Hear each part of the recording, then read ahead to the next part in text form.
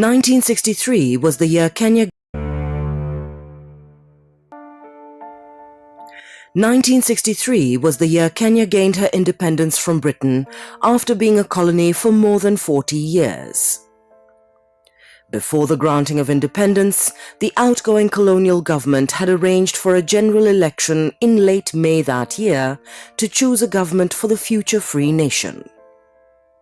Voters would be voting for members of a lower legislative house or House of Representatives, as well as of an upper house, the Senate. The main parties contesting the election were the Kenya African National Union, KANU, led by Jomo Kenyatta, and the Kenya African Democratic Union, KADU, led by Ronald Ngala. KANU stood for a unitary form of government, whilst KADU supported a regional or Majimbo system of government where substantive power was devolved to the regions or provinces. There was also a smaller party, the African People's Party, APP, led by Paul Ngei, who had earlier defected from KANU due to differences with Kenyatta over the latter's position on land issues.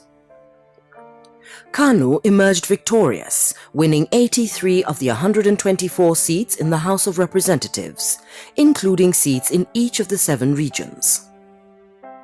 It also won a majority in the Senate and took control of 3 of the regions, Central, Eastern and Nyanza. KADU won 34 seats in the lower house and was left with 3 consolation prizes, the regional assemblies of the Coast, Rift Valley and Western. Ngei's APP won 6 seats in the House of Representatives, all of them from Ukambani. All the big guns in the 3 parties were elected, with Kenyatta coming in unopposed as the MP for Gatundu. On May 28th, he was invited by the British governor, Malcolm MacDonald, to form a government. On June 1st, or what came to be known as Madaraka Day, he became the first Prime Minister of Kenya. Ngala became the leader of the opposition in Parliament. That June, Kenyatta appointed to his Madaraka government a number of prominent KANU leaders. They included the left-leaning Oginga Odinga as Minister for Home Affairs, which made him second in the formal cabinet ranking. He gave Odinga's political arch-rival and conservative Western-leaning Tom Mboya the new portfolio of Justice and Constitutional Affairs. In the rest of the cabinet, there were Odinga men and Mboya men. There were men, no women, from every region and major ethnic group. There were 5 Kikuyu, 4 Luo, and 6 other groups with 1 representative each. There were young and old. There were radicals and conservatives. There was even a white South African, Bruce Mackenzie, in the politically sensitive Ministry of Agriculture. In September and October, Kenyan leaders and the British colonial authorities met at the 3rd and last of the constitutional conferences to put the final touches to Kenya's independence constitution. After 3 weeks of heated debate, it was agreed that independence would be granted on December 12th. The bicameral legislature would be retained. Members of the House of Representatives would be elected. Those of the Senate would be nominated from the regions. It was on the basis of these new constitutional arrangements that at midnight, December 12th, Kenya was declared independent. The formal instruments of independence were handed over by the Duke of Edinburgh, Prince Philip, to Kenyatta before a crowd of 40,000, including many dignitaries from abroad, who were gathered in a colourful ceremony held at Uhuru Gardens in Nairobi. But even as merrymaking went on after Independence Day, the new government was coming face to face with a few political realities. One of them was the Land Freedom Army, remnants of the former Mau Mau movement who felt disappointed with what independence had brought former freedom fighters. Within days of independence, the government sent out feelers to Land Freedom Army fighters still holding out in the Mount Kenya forests near Nyeri, offering them free land if they came out. On December 16th, some of the armed fighters ventured out and surrendered their arms. But not all came out of their hideouts, and the government would require more than verbal offers of land to finally bring them under control. Then there were the armed Somali shifter bandits in Kenya's northeastern region, fighting for secession from Kenya and union with neighboring Somalia. On Christmas Day, the new government declared a state of emergency in the region, imposing a curfew in the trading centers and banning all political meetings. The shifter war had started.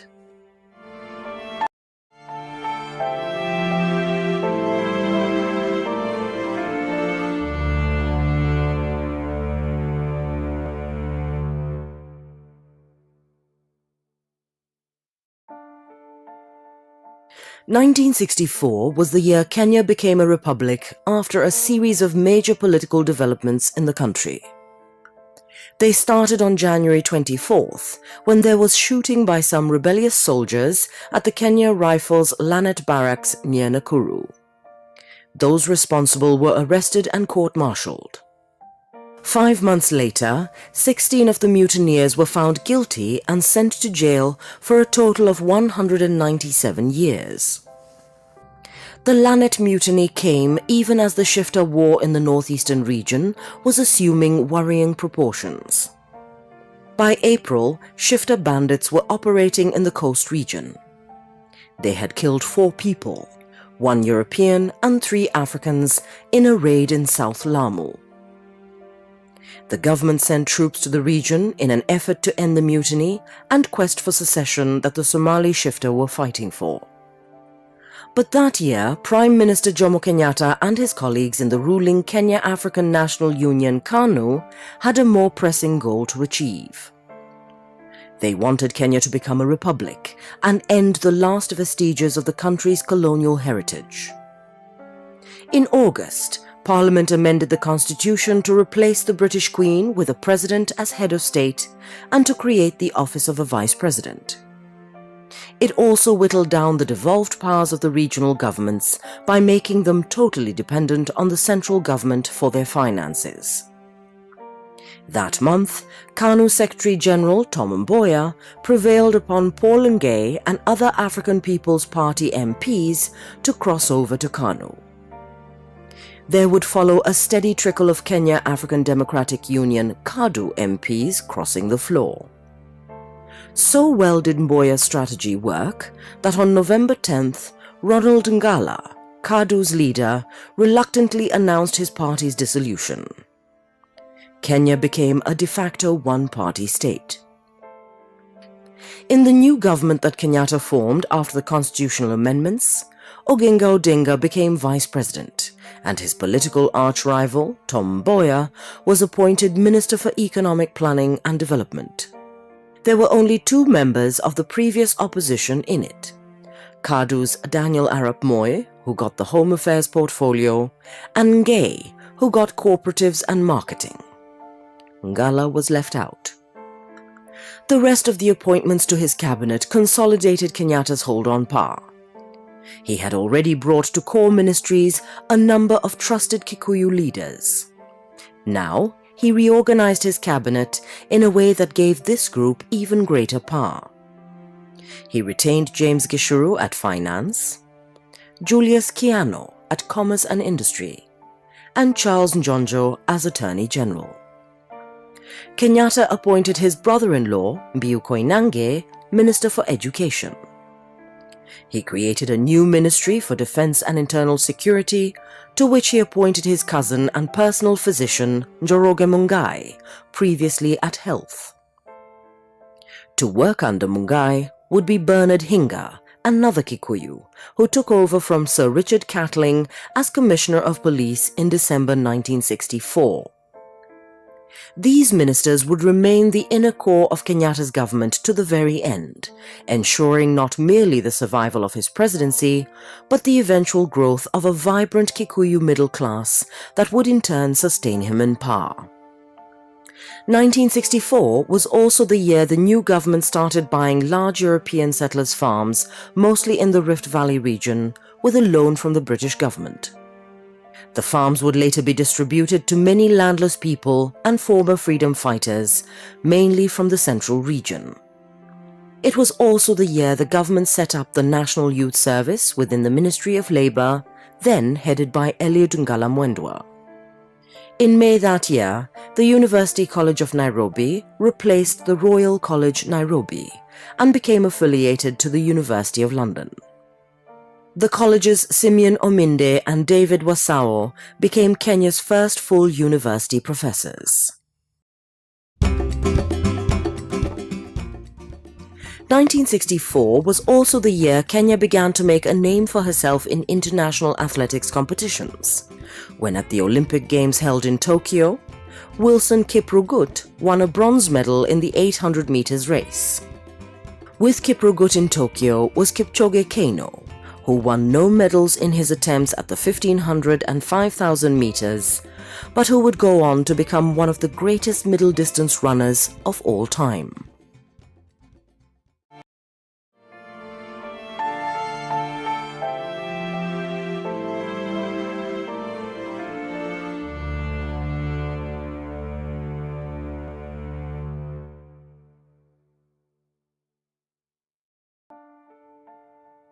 By January 1965, close friends of Pio Gama Pinto, Vice President Oginga Odinga's key political strategist, were warning him that his life was in danger.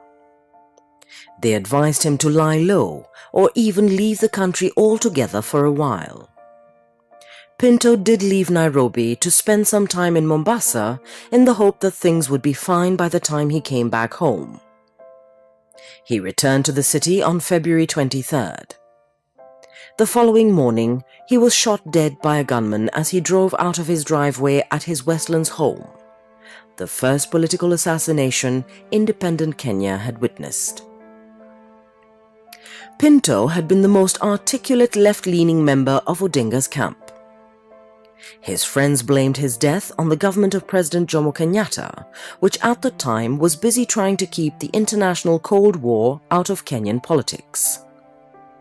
That war manifested itself in the rivalry between Odinga's camp, which had close ties with the Soviet Union and other communist states, and the camp of Tom Mboya, Secretary General of the ruling Kenya African National Union KANU, which had close ties to the United States and other Western capitalist states. Nowhere did this Cold War show itself better than in the country's trade union movement. Mboya and his conservative allies controlled the Kenya Federation of Labour, KFL, while Odinga's associates were represented in unions affiliated with the Kenya African Workers' Congress, KAWC, among whose founders had been Pinto.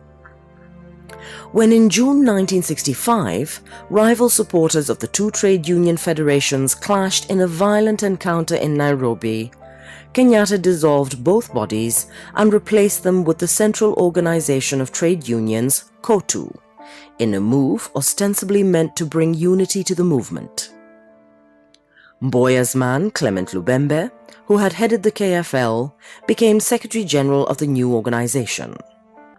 In December, Kenyatta would go further in his anti-leftist moves. In a cabinet reshuffle, he left Odinga's job untouched. But to strengthen the Conservatives, he now brought in Ronald Ngala, former leader of the Kenya African Democratic Union KADU, whom he had bypassed at the Jamhuri Day cabinet appointments the previous year. He made him head of the new Ministry for Cooperatives and Marketing. Going largely unnoticed at the time was his transfer of the police, internal security and immigration to Daniel Arap Moi at Home Affairs, portfolios which had until then been with Njoroge Mungai, Minister for Defence and Internal Security. Moi was now in effect one of the most powerful men in Kenyatta's government, certainly more powerful than Odinga, whose responsibilities as vice president remained fairly inconsequential. Within a few weeks, Moi would be using his new powers to join battle on behalf of Kenyatta against Odinga and the radicals. 1965 was the year in which Grace Onyango was elected mayor of Kisumu, becoming the first woman in post-independence Kenya to be elected mayor. And it was the year Keino broke two world records, one in the 3,000 meters in Helsinki and the other in the 5,000 meters race in Auckland, New Zealand.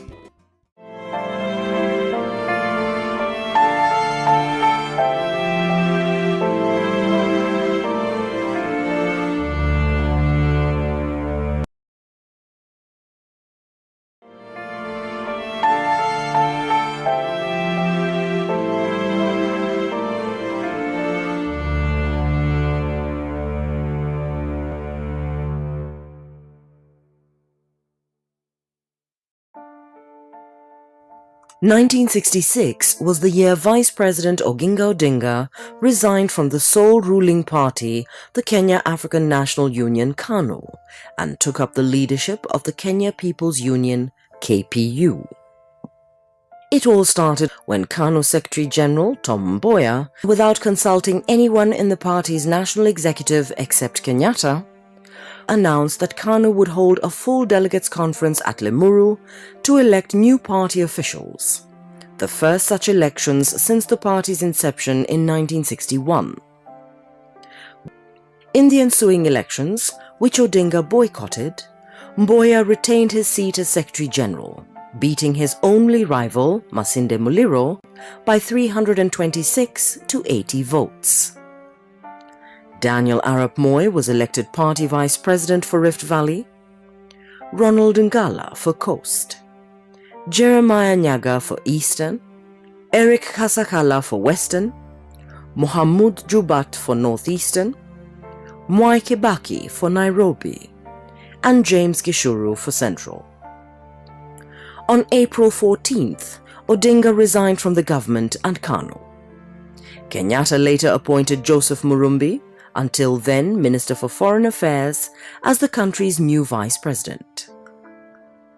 There followed a steady stream of defections from KANU to a new party, the Kenya People's Union (KPU), which the radicals had set up a few days after the Limuru conference.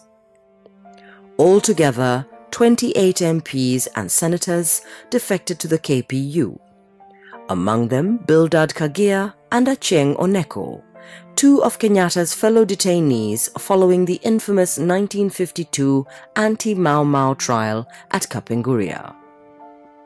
Outside Parliament, many of the radical trade unionists joined the new party.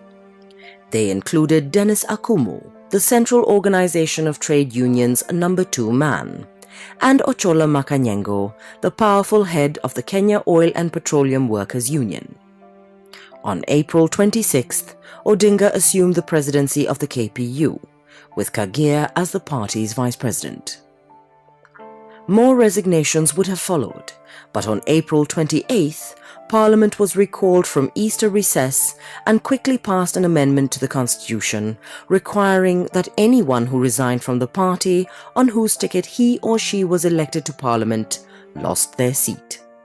The amendment was to be applied retroactively, which meant that Odinga and others who had quit KANU would have to go for by-elections if they wanted to return to Parliament.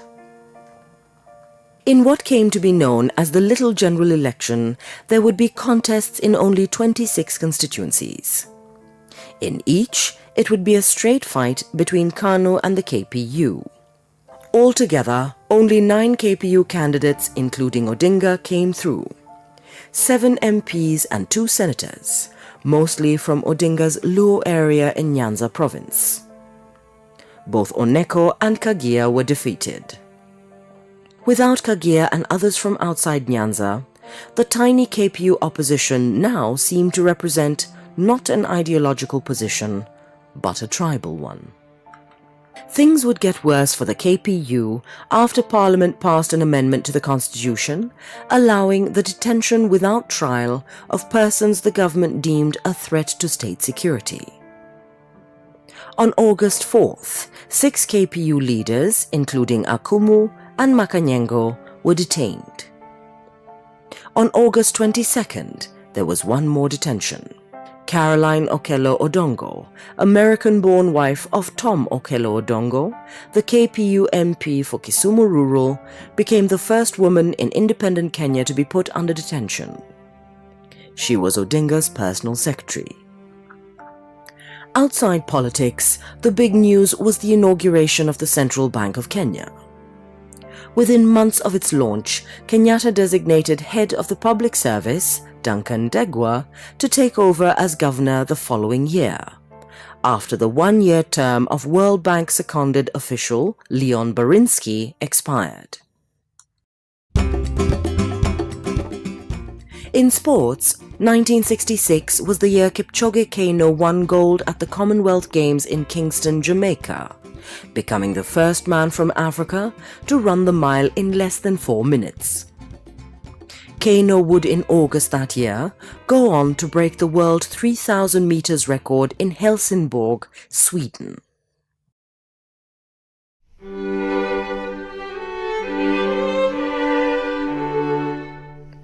(1966) was also the year Kenyans said farewell to Carrie Francis, former longtime principal of Alliance High School.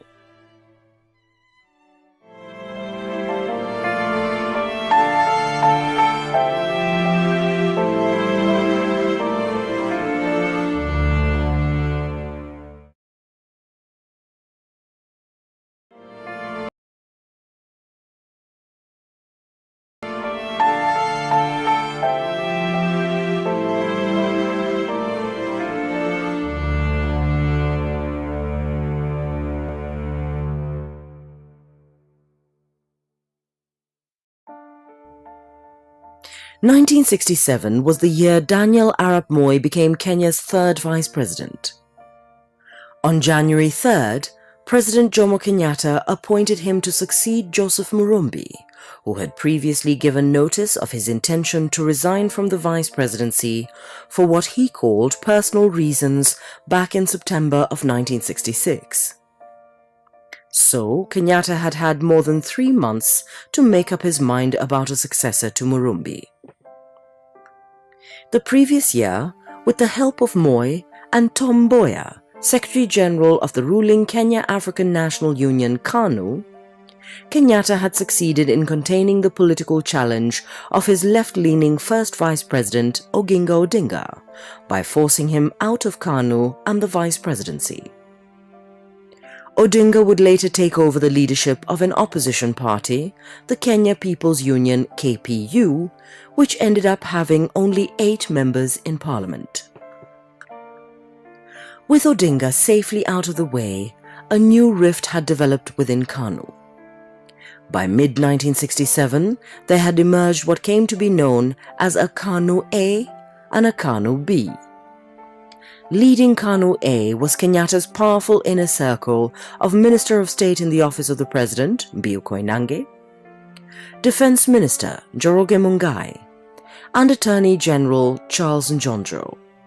They also worked with Moi, and when the need moved them, with others such as Charles Rubia, the first mayor of Nairobi, who was building up quite a following amongst the Kikuyu of Nairobi, especially small-scale traders from his home district, Murang'a. KANU B was the group of leaders allied to Mboya. They included Ronald Ngala from the coast, Samuel Ayodo, a Luo, Lawrence Sagini, a Kisii, Joseph Otiende, a Luya, Jeremiah Nyaga, an Embu, and Eliud Ngala Mwendwa, a Kamba. They were a multi-tribal lot, but unlike KANU A, which was dominated by and seemed to serve at the behest of one tribe, the Kikuyu, KANU B had no strong single tribe to identify its interest with. And in Parliament, by the end of 1967, KANU B was clearly a minority. By then, too, it was clear that a battle of great proportions was looming between the two wings of KANU. Part of the battle had to do with ethnic considerations. Kenyatta's inner circle were determined to ensure that the presidency and its now enormous powers did not slip from the grasp of the Kikuyu, and most certainly not into Mboya's hands. The first inkling that Mboya was the next target after Odinga came when in July 1967, a motion was introduced in Parliament by Oduya Oprong, the KPU MP for Busia North, calling upon the President to sack Mboya for his alleged close links with the American Central Intelligence Agency.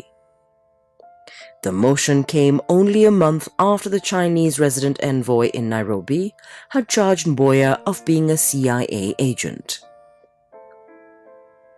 An embarrassed Daniel Arap Moi had come to Mboya's defense. He declared the Chinese envoy persona non grata for his utterances. But even as he did so, Kenyatta himself was warning that there were people within KANU who were trying to manipulate KANU for their own personal political ambitions. Since Odinga was no longer in KANU, the presumed subject of Kenyatta's warning was Mboya. 1967 was also the year veteran Kajiado politician John Keane, one of Kenya's representatives in the East African Legislative Assembly in Arusha, Tanzania, became the first Kenyan legislator to be detained without trial. In a speech in the legislature in May, Keane had criticized the three East African presidents, Kenyatta of Kenya, Julius Nyerere of Tanzania, and Milton Obote of Uganda, of being the main stumbling blocks in the quest for an East African federation. Kenyatta was offended by Keane's remarks. He had Keane put in detention at Kamiti Maximum Prison and released him 2 months later, only after intercession on Keane's behalf by Kenyan fellow legislators at the East African Legislature and Maasai elders. In 1967, Kenya had a new Chief Secretary and Head of the Public Service, Geoffrey Kareithi, whom Kenyatta appointed to take over from Duncan Degwa, who had moved to the central bank as its first Kenyan governor. Kenyatta would also appoint the Permanent Secretary in the Ministry of Information and Broadcasting, Peter Gashadhi, to head the newly formed Kenya Film Corporation, which became the sole importer and distributor of cinema films in the country.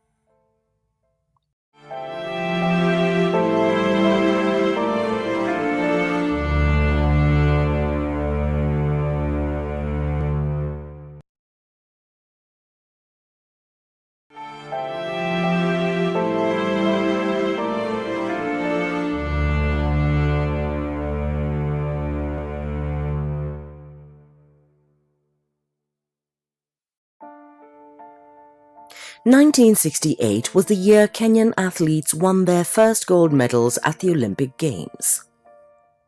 Competing in the Games in Mexico City, Naftali Temu won the first gold when he beat world-famous Ethiopian long-distance runner Mamo Wolde in the 10,000 meters race. The next gold would come from Kipchoge Keino, who beat American world record holder Jim Ryan in the 1500 meters race, in the process setting a new Olympic record that would stand for 16 years. The bronze was won by another Kenyan, Ben Jipcho. An exciting gold victory was in the 3,000 meters steeplechase won by Amos Biwott, who was only 20 years old and still a high school student. The silver went to countryman Benjamin Kogo. Biwott's victory would set the stage for Kenya winning gold at every Olympic steeplechase race that she ever participated in. In politics, 1968 was the year President Jomo Kenyatta had a mild heart attack that set in motion a flurry of political activities by his inner circle of supporters to ensure that the ruling Kenya African National Union KANU Secretary General Tom Mboya did not succeed Kenyatta in the event of his death. Led by Attorney General Charles Njonjo and Vice President Daniel Arap Moi, the inner circle tried to amend the constitution in March that year to raise the minimum age for a presidential candidate to 40 years. The existing provision had required a minimum age of 35. Mboya was then 37. Most MPs rejected the blatant targeting of Mboya in the new amendment bill. What was more important, Kenyatta soon recovered from the stroke he had suffered and was incensed to learn that his death was being discussed. But Kenyatta's inner circle would not relax their efforts to contain Mboya politically. During that year's party branch elections, they managed to have their men take over the Nairobi and Mombasa branches which Mboya supporters had hitherto controlled. In Nairobi, Charles Rubia, mayor of Nairobi, defeated Mboya's ally Munywa Wayaki, while in Mombasa, Msanifu Kombo unseated party branch chairman Ronald Ngala. And the Mboya camp in Kanu would be weakened even further as former Mboya opponents returned to the party. Throughout 1968, many members of the opposition Kenya People's Union crossed back to Kanu. In September, David Kioko, the deputy leader of the opposition in parliament, rejoined KANU. In November, the KPU's acting Secretary General, Zephaniah Anyeni, did likewise. Anyeni had taken over as acting KPU Secretary General after the party's Vice President Bildad Kagia had been jailed in April that year for addressing an unlicensed KPU meeting in Homa Bay. Kagia was initially jailed for 1 year, but the sentence was reduced to 6 months after he appealed. Acting Chief Justice G. Farrell, who reduced his sentence, was replaced the following day by Solicitor General Kitili Mwendwa, who thereby became the youngest person and the first African to be appointed Chief Justice in Kenya. 1968 saw an exodus of Kenyan Asians trying to beat a deadline set by Britain for people holding dual citizenship, who wished to take up British citizenship to go back to Britain. The exodus would lead to a slump in the country's commercial life, which had been dominated by Kenyan Asians since before independence.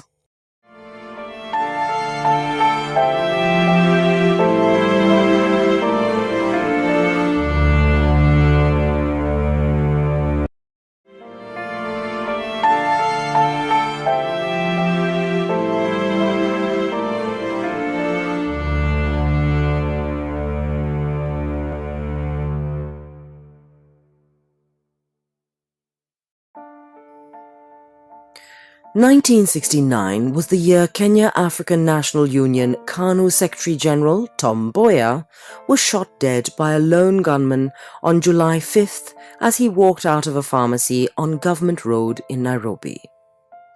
The assassination was a culmination of a series of events that had started the previous year, with President Jomo Kenyatta's close allies trying to contain Mboya politically.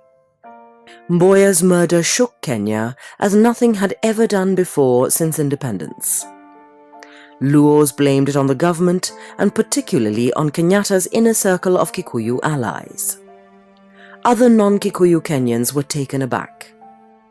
In reaction to the growing anti-Kikuyu feelings, Kikuyu started taking oaths primarily aimed at ensuring the unity of the tribe in the face of growing opposition to Kenyatta's rule, particularly from the Luo. The pressure was such that, by August, Bildad Kagia, Vice President of the Kenya People's Union, KPU, and almost the entire Central Province membership of the opposition party had been forced to rejoin KANU. The split between the two former senior members in the KANU ethnic coalition, the Kikuyu and the Luo, was now as complete as it could possibly be.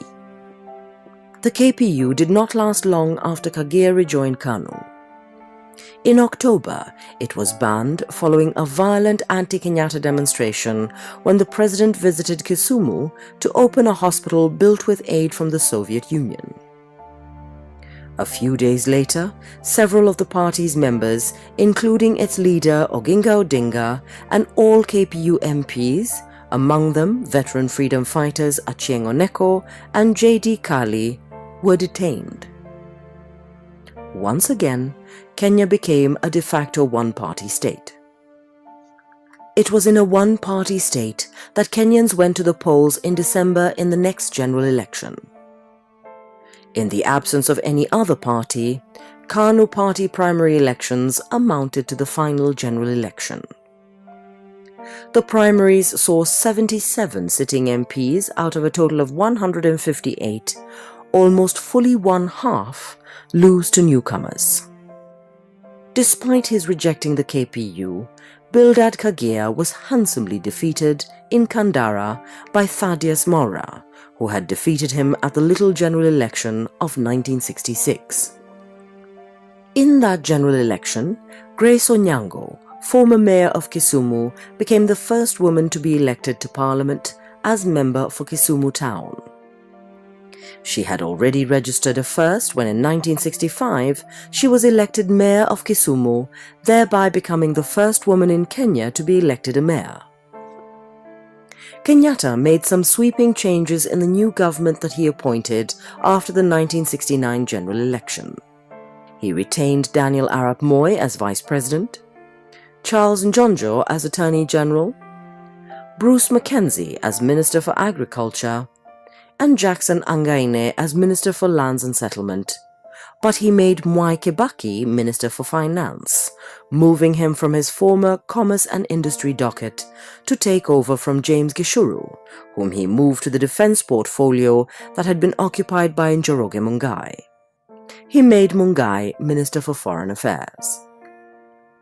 And Kenyatta brought into his government two former Kenya African Democratic Union KADU leaders, Masinde Muliro, whom he made Minister for Cooperatives and Social Services, and Taita Arab Towet, whom he gave the Ministry of Education.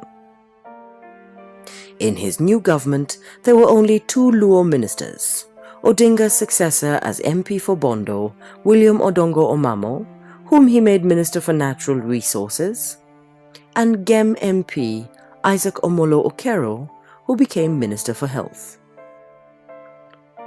Earlier in the year, Kenyatta had appointed another African first, Major General Joseph Ndolo, to take over from General R.B. Penfold as head of the country's armed forces.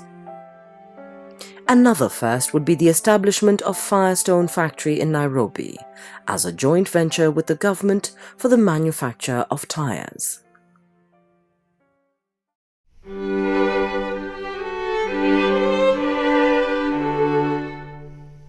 In 1969, Kenyans bade farewell to Kenya's first African lawyer and Minister of State for Foreign Affairs, Clement Arguings Kovek, who died at the Nairobi hospital following a car accident at the junction of Wood Avenue and Hurlingham Road in Nairobi.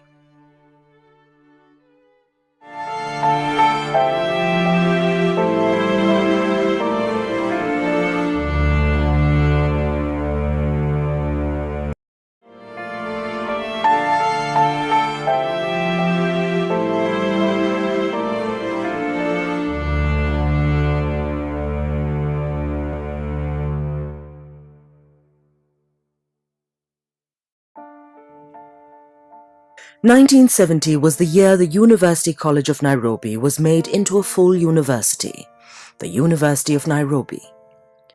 The expectation had been that President Jomo Kenyatta, who was also Chancellor of the university, would appoint one of the long-standing professors, David Wasawo, Simeon Ominde, or Bethwel Ogot, as Vice-Chancellor. This was not to be. Kenyatta had already recalled Josephat Karanja from his London High Commission posting and made him first Kenyan principal of the then University College of Nairobi, a constituent college of the then University of East Africa. The man he replaced was Arthur Porter, the Sierra Leonean who had been the first principal of the college's precursor, the Royal Technical College. Though Karanja held a PhD in history from the prestigious Ivy League Princeton University in the United States, he had limited experience in university teaching or administration. So to serve under him, the University Senate elected Ogot Deputy Vice-Chancellor, but Ogot's appointment would turn out to be the first and last election of a Deputy University Vice-Chancellor at Nairobi. Thereafter, the Senate's power to elect a Vice-Chancellor was abolished. That year, Kenyatta would also nominate Nairobi Mayor Isaac Lugonzo to Parliament, thereby paving the way for his daughter and city councillor Margaret Kenyatta to be elected the first woman mayor of the city since independence. The parliament to which Lugonzo was nominated had a new speaker, for when the new parliament opened, MPs elected Kitui North MP Frederick Mati to succeed Sir Humphrey Slade. Mati thereby became Kenya's first ever African Speaker of the legislature. The parliament was also one in which for the first time neither of the former powerful Luo leaders, Oginga Odinga and Tom Mboya, was a member. Odinga and several of his allies in the banned former opposition Kenya People's Union, KPU, were still in detention. Mboya had been assassinated the previous year, and those of his allies who were members of the second parliament would choose to keep a low profile. They did not want to offend Kenyatta and his powerful inner circle that included Attorney General Charles Njonjo and Vice President Daniel Arap Moi. Indeed, in October, one of Mboya's friends, Bruce Mackenzie, whom Kenyatta had nominated to Parliament and reappointed to the Ministry of Agriculture, the only white man in cabinet or Parliament, felt uncomfortable enough about politics to resign from the cabinet and Parliament, citing what he called health grounds. Mackenzie's resignation would give Kenyatta an opportunity to carry out a minor reshuffle of the government, in which he added Mwai Kibaki's finance docket to that of economic planning and development. The last person to hold that post had been Joseph Odero Joey, whom Kenyatta had appointed to succeed Mboya after he was assassinated, but who lost his Ndhiwa parliamentary seat in the 1969 general election. With the increasing power he and the ruling party KANU now enjoyed, Kenyatta could afford to be politically magnanimous. In July, he announced the release of 12 political detainees, including former KPU MPs Tom Okello Odongo and Luke Obok. In October, following a plea from Kamba elders for clemency, he would release J.D. Kali, former official of the KPU. Not released that year were Odinga and his ex-KPU colleague and veteran freedom fighter, Achieng' Oneko. It was with the same confidence that Kenyatta had earlier appointed some assistant ministers in his new government. He made Martin Shikuku assistant minister in the office of the vice president.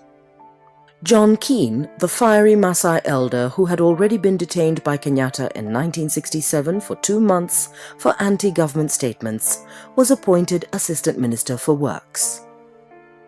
J.M. Kariuki, who had rubbed some of Kenyatta's inner circle the wrong way by visiting Mbita and laying a wreath on Mboya's grave, was moved from agriculture to tourism and wildlife as Assistant Minister. Shikuku, Keane and Kariuki would later prove to be thorns in Kenyatta's flesh, but that would be a few years later. On the business front, 1970 was the year the government acquired 93% of the East African Power and Lighting Company Limited, later to be renamed the Kenya Power and Lighting Company. That year too, the government bought a 60% stake in the National and Grindlays Bank and had the bank split into 2 banks, the Kenya Commercial Bank and Grindlays Bank International, Kenya.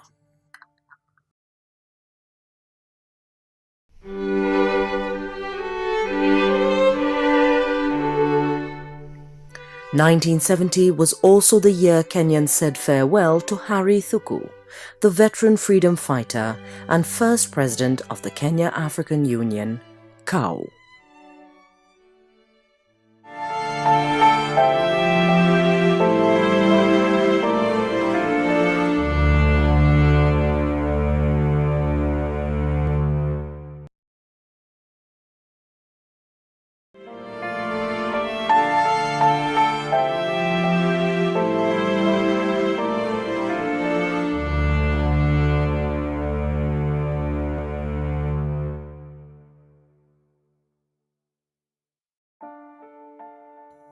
(1971) was the year the government of President Jomo Kenyatta had to deal with its first and only serious threat from the country's armed forces.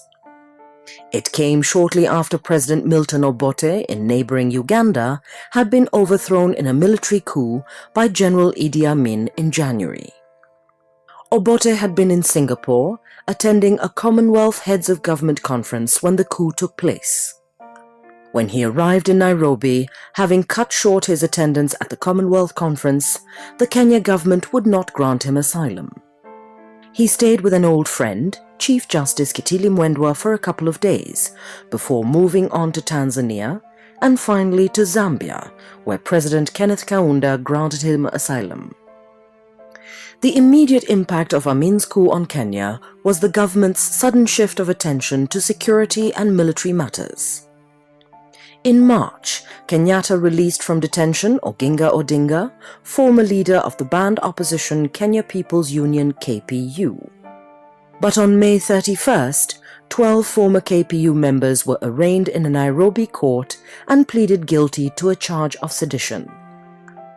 Though all the accused were civilians, it transpired that the men were part of a revolutionary council that had planned to overthrow Kenyatta's government on April 8th. A more startling claim the accused made was that Gideon Mutiso, MP for Yatta in Ukambani, was the Revolutionary Council's chairman. On June 9th, Mutiso was arrested and arraigned in court.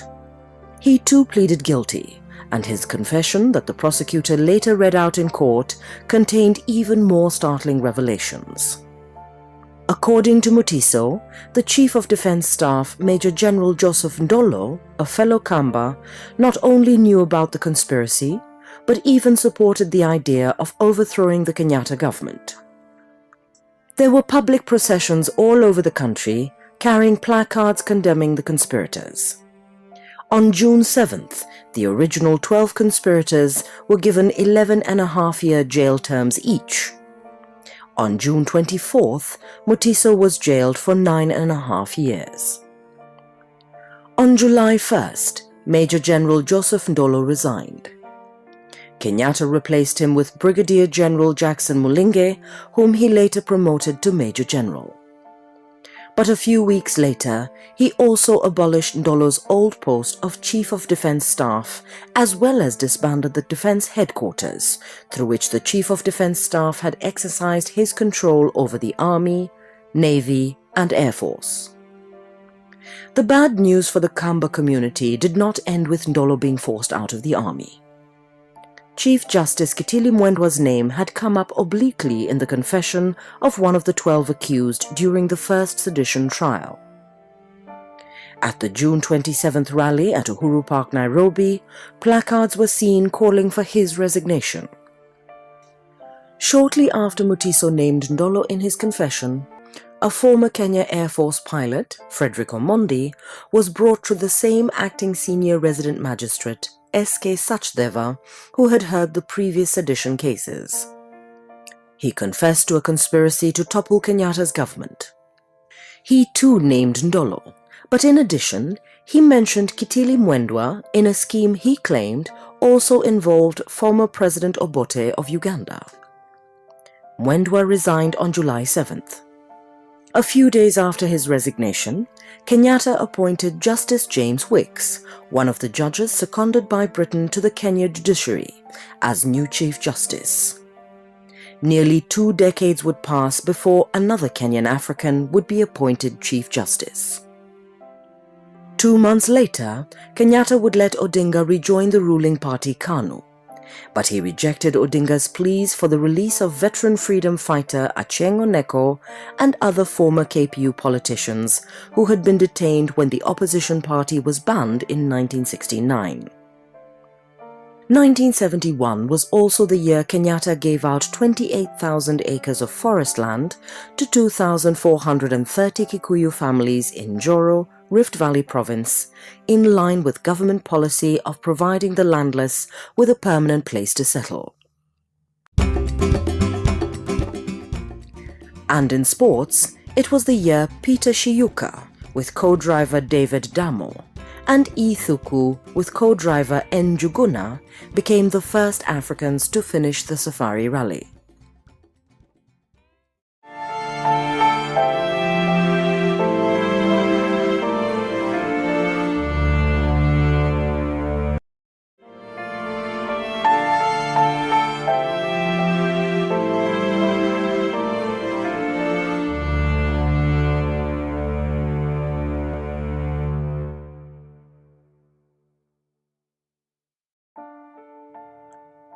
1972 was the year Ronald Ngala, the Minister for Power and Communications and former leader of the opposition Kenya African Democratic Union KADU at the time of independence, died.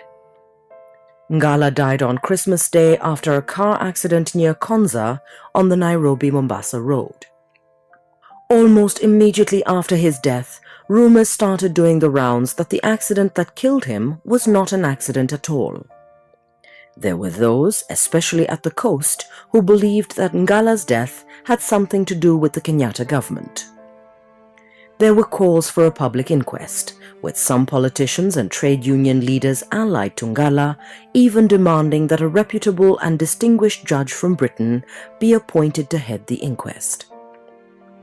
The government did set up an inquiry the following year, chaired by Nairobi Senior Resident Magistrate S.K. Sachdeva. After hearing more than 30 witnesses, Sachdeva issued his findings. Ngala's death was entirely due to accidental causes, the most likely of which was that in order to avoid hitting some wildebeest crossing the road, Ngala's driver had suddenly applied his car brakes and in the process lost control of the car. But by then, there were other issues that the government was concerned about. In June, there was an exodus of Ugandan Asians, whom the military government of General Idi Amin had given 3 months to leave Uganda, accusing them of exploiting Ugandans. Thousands of the fleeing Ugandan Asians passed through Nairobi in their frantic effort to get to Britain, before deadlines the British immigration authorities had announced for free entry of people holding dual nationality expired. Most Ugandan Asians, and indeed many Kenyan Asians too, held dual nationality. The plight of the Asians fleeing Uganda created a problem for Kenyatta's government. In Kenya too, there were many Kenyan Africans who were resentful of the commanding positions that Asians had taken in Kenya's business and industry. They felt that Kenya should follow Amin's example. Sentiments to that effect would soon be voiced by MPs, among them Butere MP and Assistant Minister in the Office of the Vice President, Martin Shikuku. This only accelerated Kenya's own Asian exodus to Britain, which had started the previous year, to beat the British dual citizenship immigration deadline. For a while, the government sealed its borders with Uganda to stem the tide of fleeing Ugandan Asians. But it changed its mind and allowed them a 5-day transit stay in Kenya after Britain guaranteed to accept any Asian who had been thrown out of Uganda by Amin. The Asian exodus resulted in a major business slump in Kenya and the loss of many jobs. To deal with the latter, Vice President Daniel Arap Moi directed that non-citizens working in a number of industrial and commercial firms in Kenya must have a work permit, a requirement which was to become a permanent feature of the country's immigration regulations from then on. 1972 was also the year Nairobi Mayor Margaret Kenyatta was re-elected for a second term unopposed. Elected to serve under her was Andrew Ngumba. In the world of commerce and industry, this was the year President Kenyatta laid the foundation stone for Pan-African paper mills in Webuye. The venture would become the biggest paper manufacturing plant in Eastern Africa. And in sports, the year saw Kipchoge Keino get a silver medal in the 1500 meters race at the Olympic Games in Munich, Germany, being outsprinted in the home stretch by Finland's Pekka Vesala. Keino would go on to win the gold medal in the 3,000 meter steeplechase at those Olympic Games, ahead of his compatriot Ben Jipcho, who won a silver.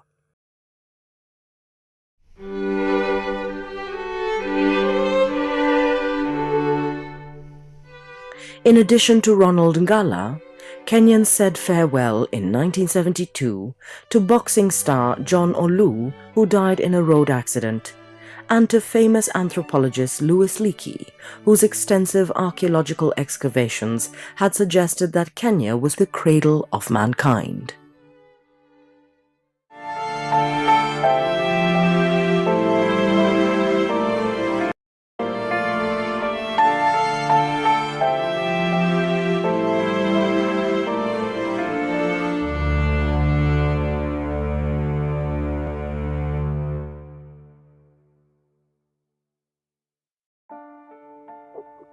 1973 was the year Gema, the Gikuyu, Embu and Meru Association, came under a new leadership that would in due course enable it to take a more aggressive political face.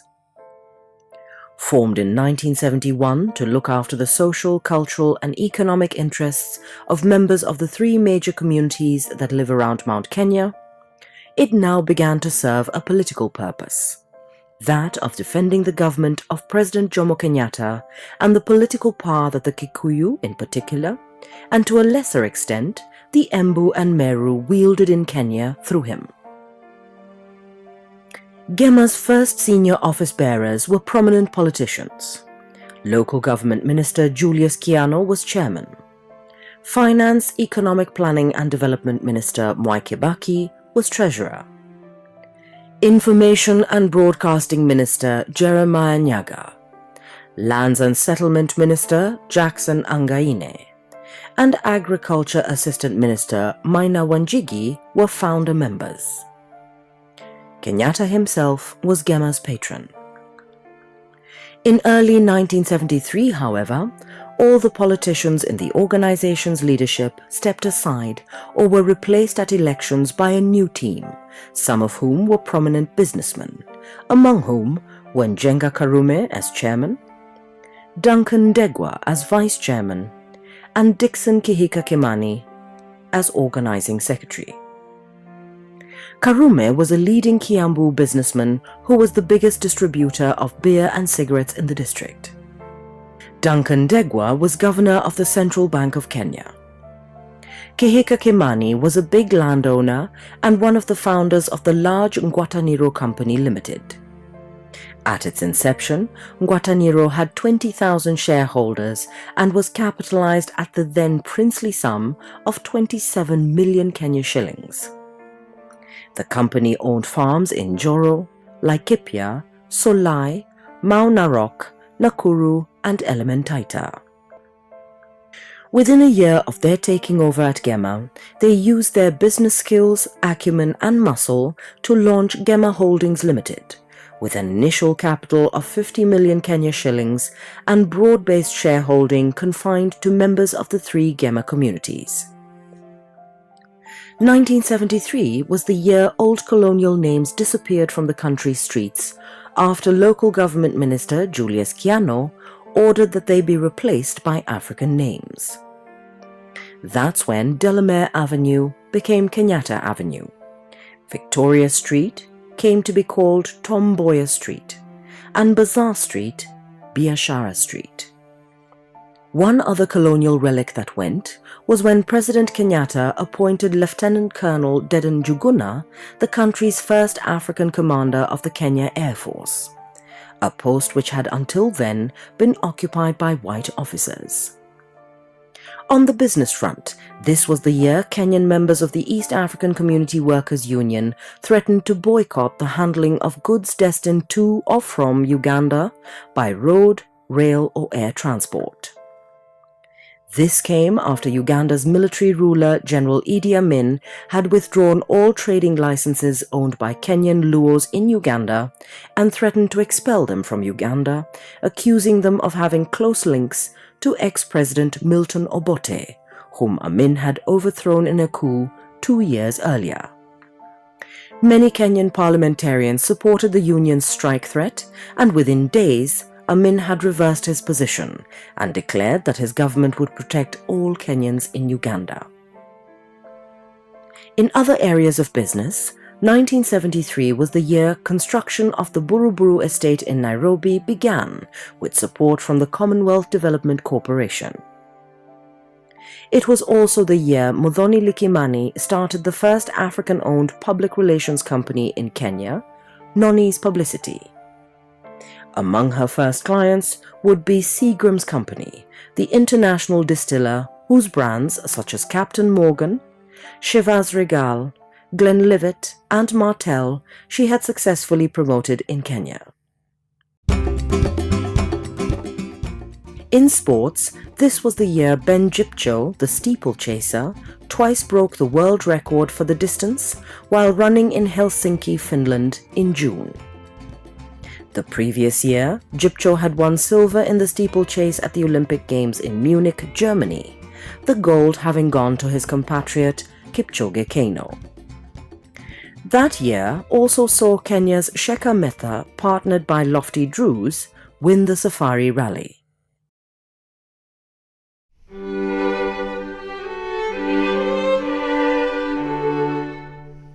In May 1973, Kenyans said farewell to Makan Singh, the legendary trade unionist freedom fighter who had served the longest period in political detention before Kenya's independence.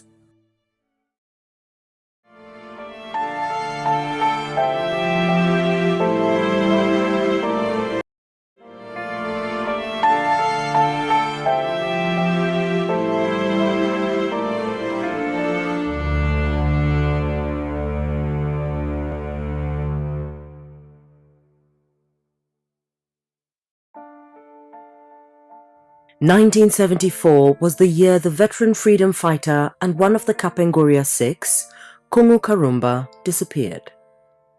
Karumba was last seen in public on Madaraka Day, June 1st, shortly after coming back from a business trip to Uganda.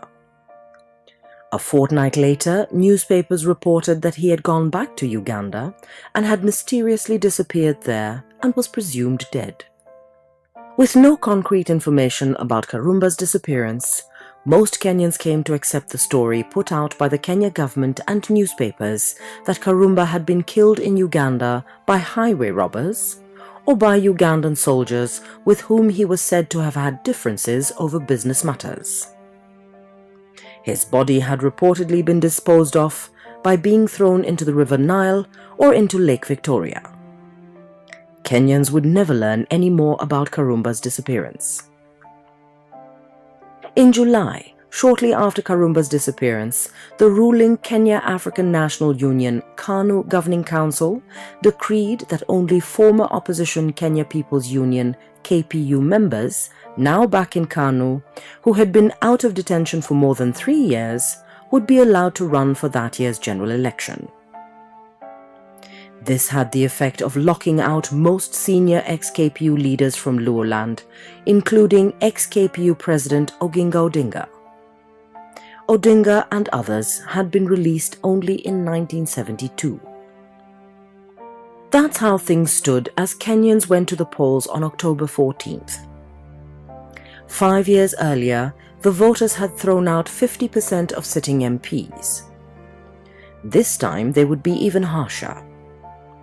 88 MPs, or nearly 56%, were rejected, the most spectacular defeat in the elections being that of Foreign Affairs Minister Njoroge Mungai by hitherto little-known Johnston Muthiora for the Dagoretti seat.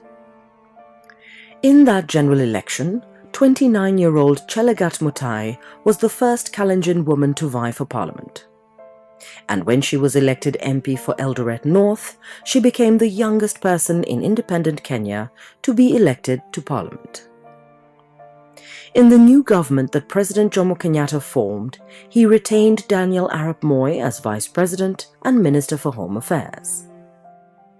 James Gishuru stayed on as Minister for Defence. Mbiu Koinange at the office of the President as Minister of State for Administration. Mwai Kibaki at Finance and Economic Planning, Jackson Angaine at Lands and Settlement, and Charles Njonjo as Attorney General. Kenyatta appointed his first Maasai, Stanley Oloitiptip, to the Ministry of Natural Resources. He elevated KANU Acting Secretary General and former Assistant Minister in the Office of the Vice President, Robert Matano, to take over the Ministry of Cooperatives, which had at one time been held by Ronald Ngala. And he appointed Munywa Wayaki, Foreign Affairs Minister, to replace Njoroge Mungai. Kenyatta would also appoint Kenya's first woman Assistant Minister, Julia Ojambo, MP for Funyula, in the Ministry of Social Services. But he would drop a number of former assistant ministers for their radical political stances. Among them Martin Shikuku, Charles Rubia, Burudi Nabwera, and J.M. Kariuki, who had managed to retain his Nyandarua North seat with a huge majority, despite the government banning all public meetings during the election campaign.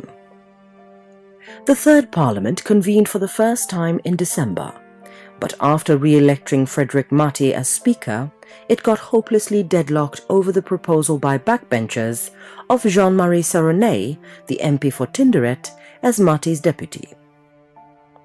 Kenyatta prorogued Parliament when the stalemate could not be resolved. Parliament would not meet again until February the following year, and when it did, the backbenchers had their way. Seroney was elected Deputy Speaker.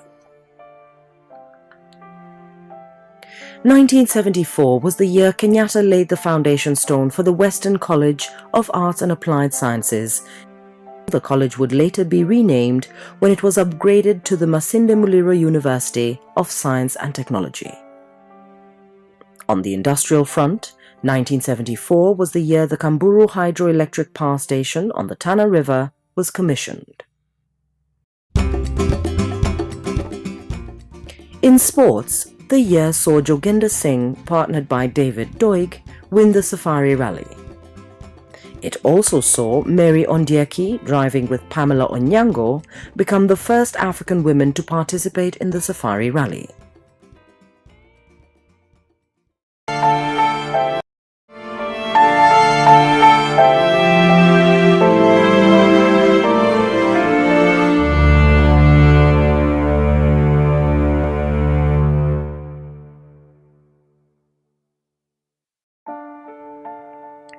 (1975) was the year Nyandarua North MP Josiah Mwangi Kariuki was assassinated.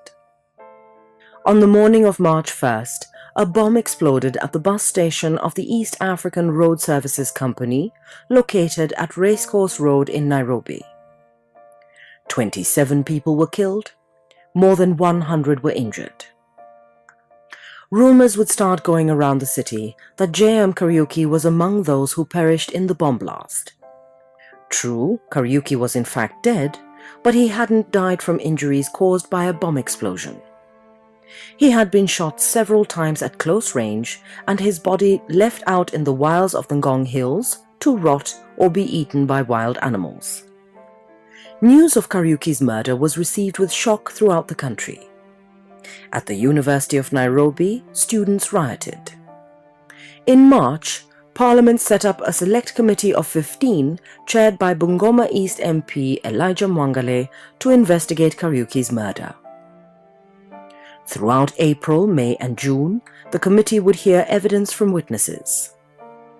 And as it did so, Gikuyu, Embu and Meru Association, GEMA leaders, among them Nakuru North MP and GEMA Organizing Secretary Kihika Kimani, were holding a highly publicized series of rallies in Kiambu, Nakuru and other parts of Rift Valley province. The rallies aimed to quash rumors that linked Kariuki's death to Kenyatta, his Minister of State Mbiu Koinange, and generally the government. As it turned out, the report that the Mwangale Select Committee came up with blamed the police for undertaking a massive cover-up to conceal the identity of the killer or even being involved in the actual killing. One police officer who the committee wanted to further investigate was the head of the General Service Unit, Benjamin Gethi, whom some witnesses claimed was the person last seen with Kariuki before the latter went missing. When Mwangale tabled his committee's report and asked Parliament to adopt it, 3 frontbenchers, Minister for Works Masinde Muliro, his Assistant Minister John Keane, and Assistant Minister for Labour Peter Kibisu voted for it. They were promptly relieved of their jobs. In October, worse fates would befall Butere MP Martin Shikuku and Tinderet MP Jean-Marie Seroney, when in taking issue with the aggressive attacks GEMA had mounted against MPs over the Kariuki issue, Shikuku claimed that GEMA was trying to kill Parliament the way it had killed KANU. Deputy Speaker Seroney, who was in the chair at the time, sided with Shikuku when Kihika Kimani challenged Shikuku to substantiate his claim. The following day, against all parliamentary etiquette and in full view of shocked MPs, plainclothes policemen entered the precincts of Parliament and whisked Serone and Shikuku away. On October 24th, Vice President Daniel Arap Moi's Ministry of Home Affairs confirmed that the two had been detained under the Preventive Detention Act. After that, Parliament was cowed enough to amend the Constitution in December and give the President powers to forgive anyone found guilty of an election offence. Kenyatta used those powers to forgive his former Kapenguria colleague Paul Ngei following his conviction for an election offence that had cost him his Kangundo seat after the 1974 general election and disqualified him from standing for any election for another 5 years. A grateful Ngei would go on and regain his seat in a by-election held the following month. That year, Kenyatta released from detention another Kapenguria colleague, Achieng' Oneko, who was among members of the former opposition Kenya People's Union detained when the party was banned in 1969. In business and commerce, 1975 was the year the World Bank approved a 140 million Kenya shilling loan towards the construction of an oil pipeline from Mombasa to Nairobi, and another 441 million Kenya shillings for the construction of a hydroelectric power station at Gitaru on the Tana River. It was also the year that the Uchumi supermarket chain was established.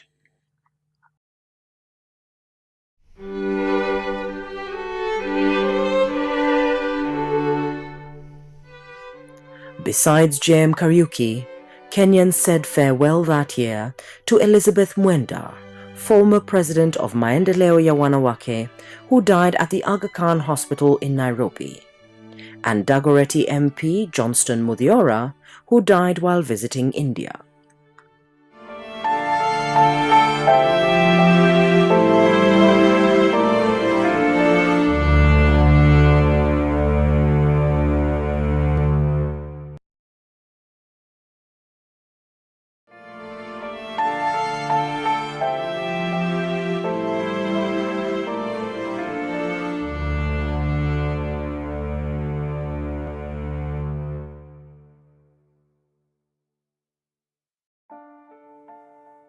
In February 1976, Uganda's President Idi Amin shocked Kenyans by laying claim to all of Kenyan territory west of Naivasha, in effect, half of Kenyan territory.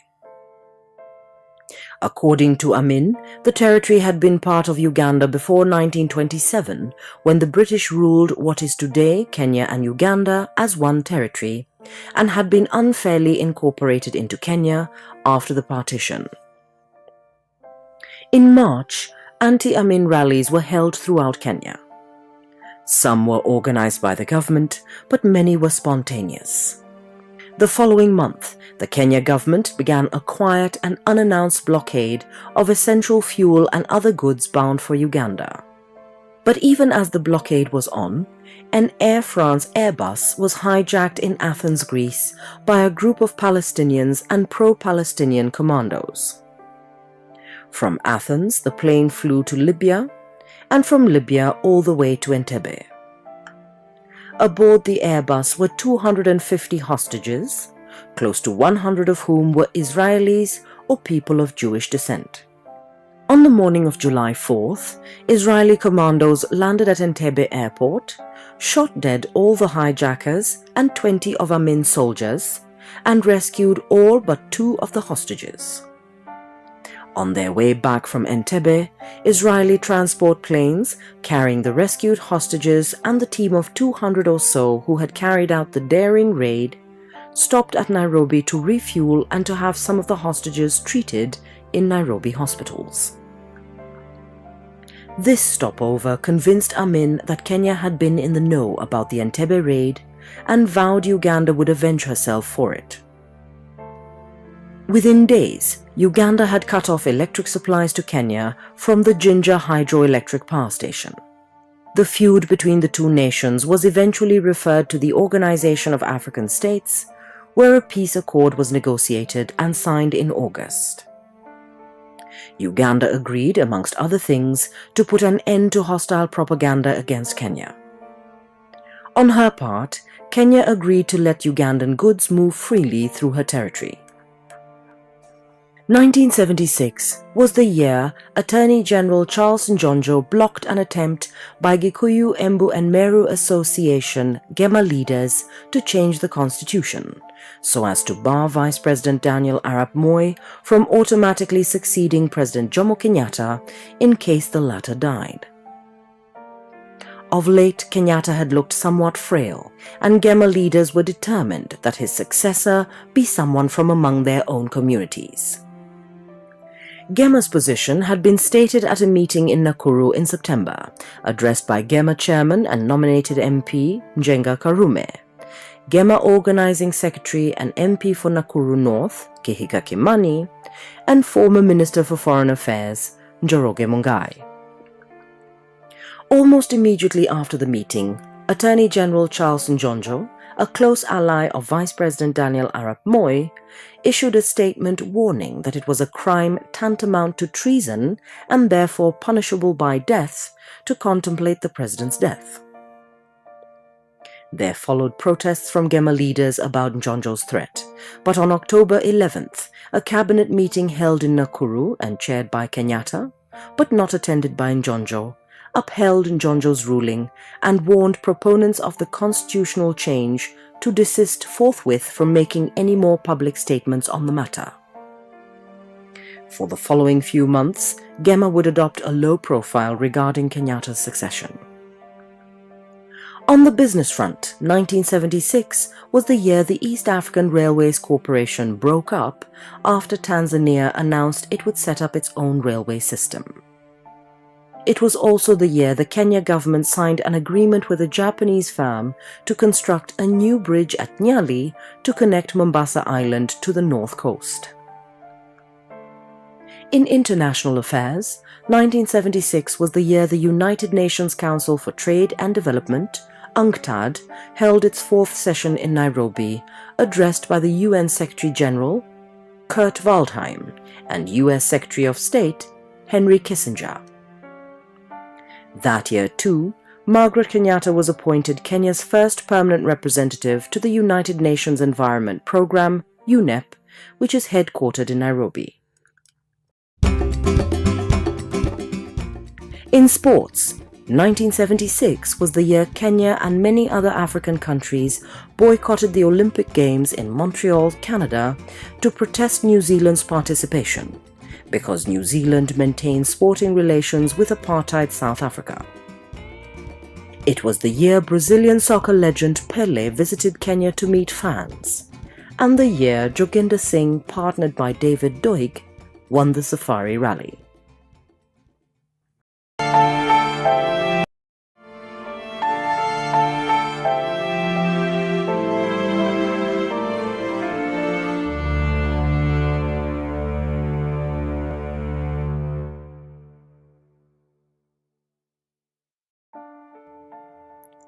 In 1977 was the year the East African community collapsed.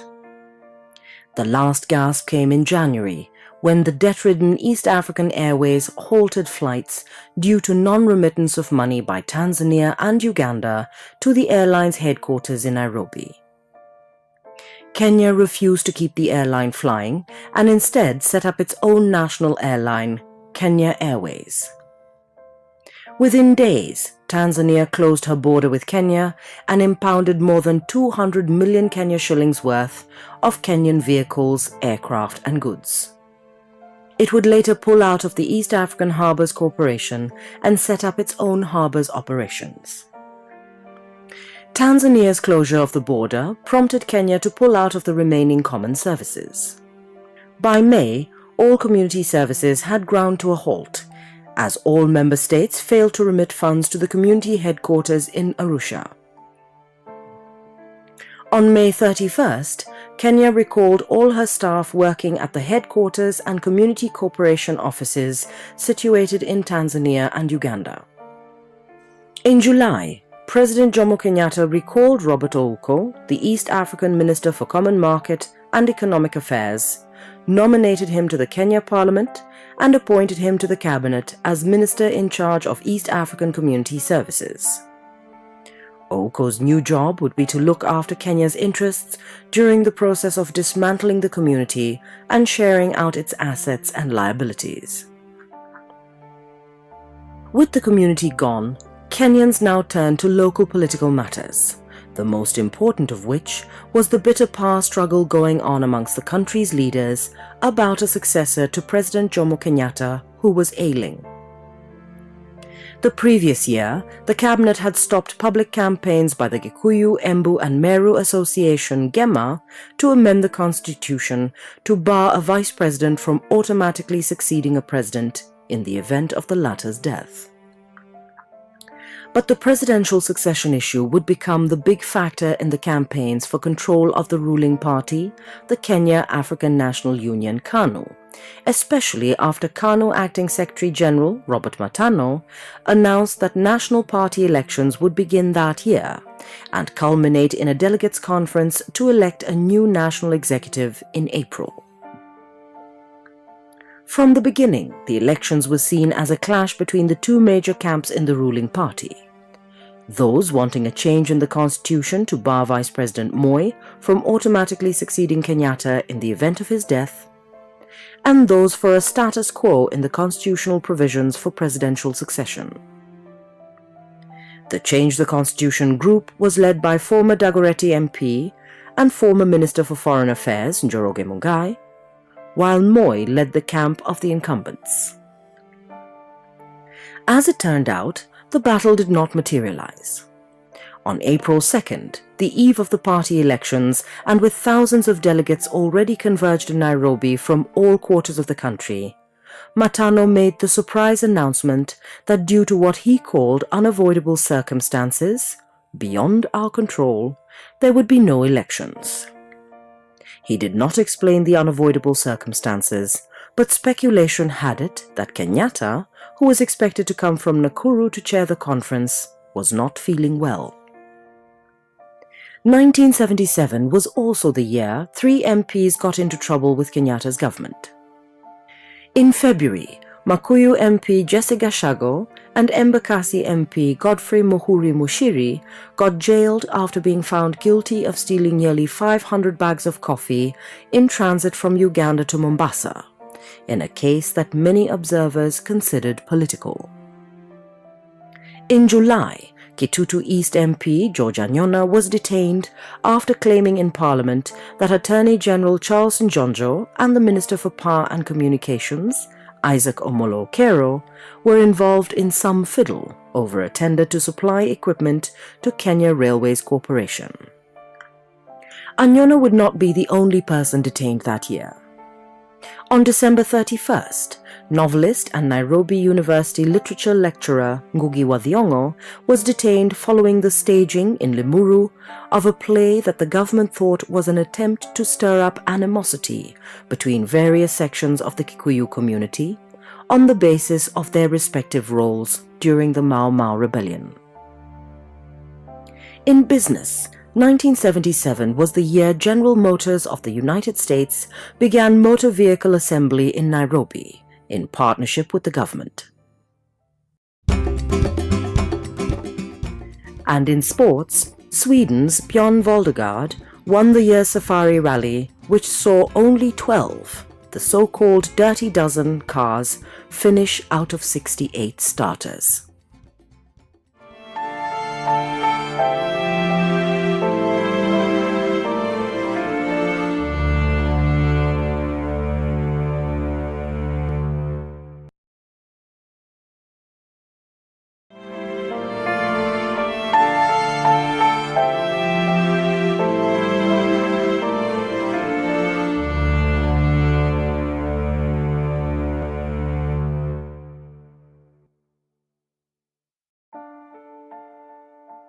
1978 marked a milestone in independent Kenya's history.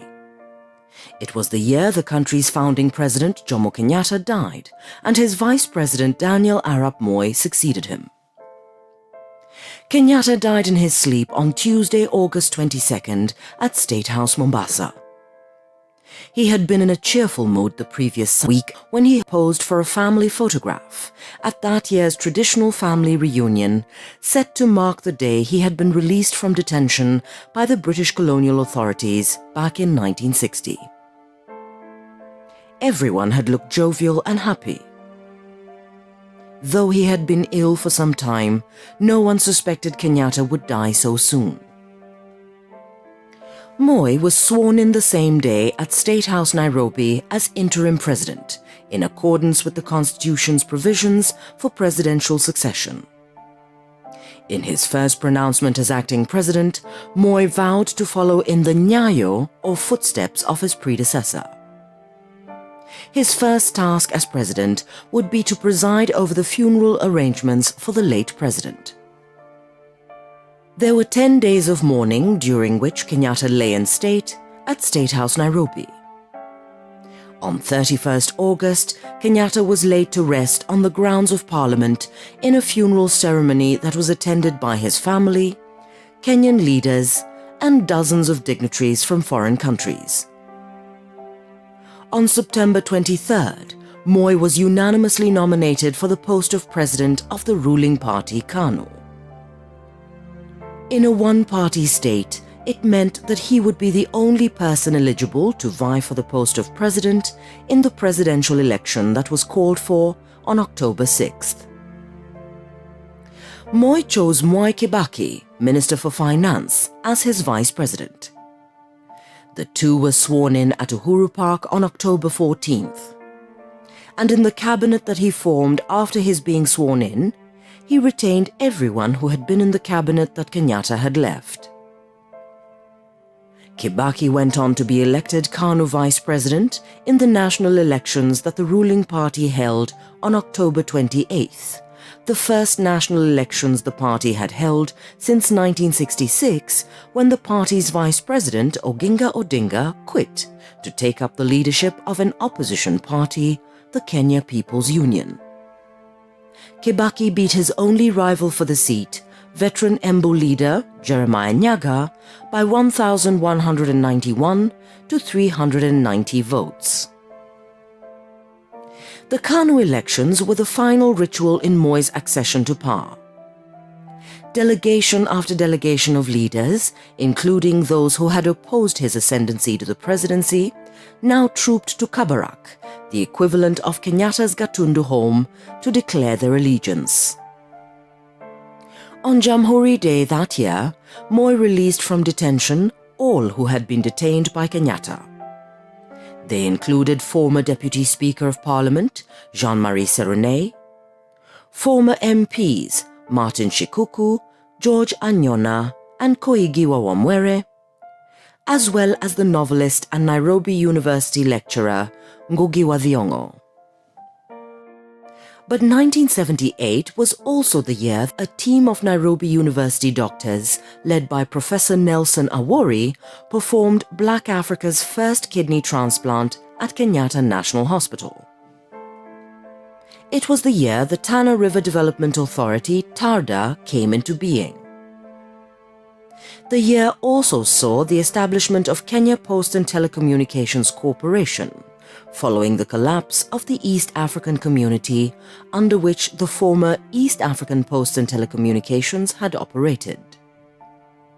And it was the year Kenya finally overtook India as the largest exporter of tea to Britain, then the largest tea market in the world.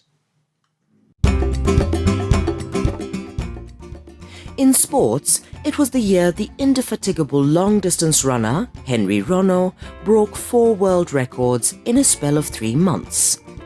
3,000 meters in Oslo, Norway, 5,000 meters in Berkeley, California, 10,000 meters in Wien, Austria, and the 3,000 meters steeplechase in Seattle, USA.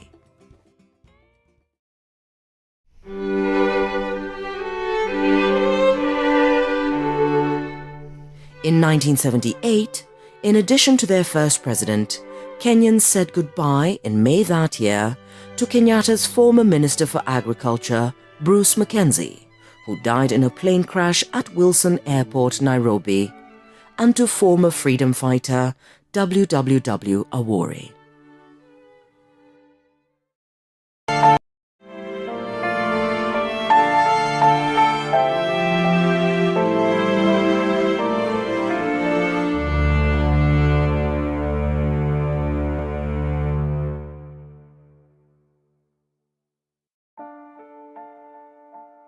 "1979 was the first full year of President Daniel Arap Moi's rule.